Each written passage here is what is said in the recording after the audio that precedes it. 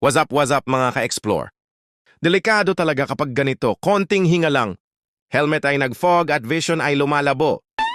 Kahit punasan mo, bumabalik pa rin ang fog, lalo na kapag sa panahon na maulan. My God!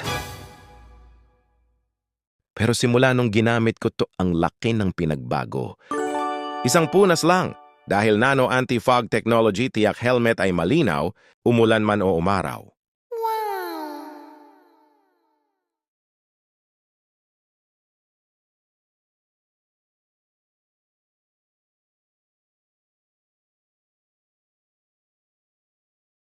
Pwede sa eyeglasses, goggles, helmet visor, camera lens, non-toxic. Hindi nagiiwan ng marka at matagal ang effect. Wow! Nabili ko lang to ng 100 plus pesos. At in fairness, napakarami niya mga boss.